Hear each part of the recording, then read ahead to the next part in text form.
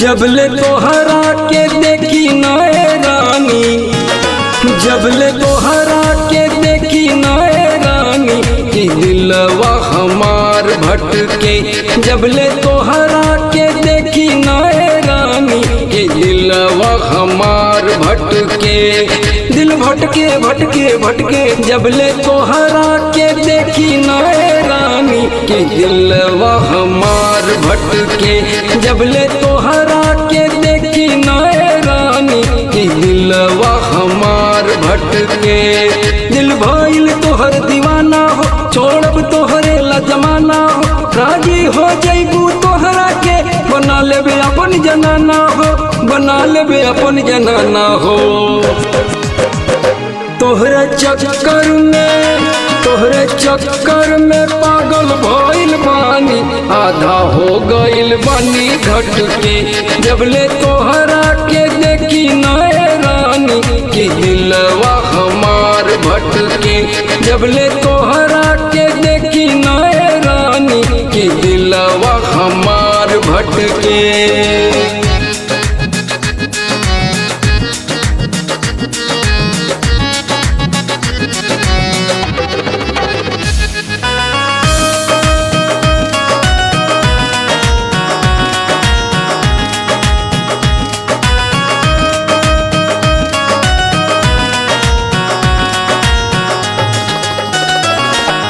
तू ही सांस तू ही धड़कन बाड़ू हो, जीवन भर के तू ही हमरा धन बाड़ू हो।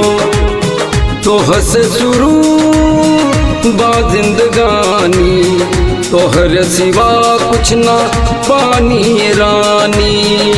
तुर दीवाना,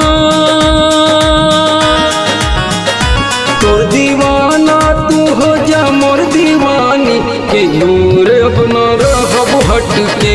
जबले तोहरा के देखी नए रानी कि दिलवा हमार भटके। जबले तोहरा के देखी नए रानी कि दिलवा हमार भटके।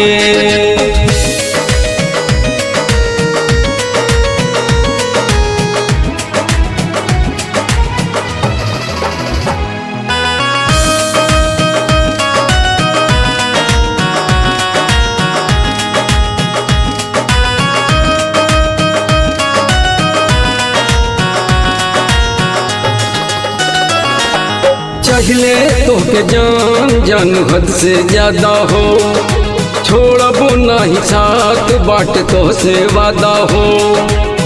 एक पल तोह से दूर न जाइबो, साथ जन्म ले साथ निभाइबो।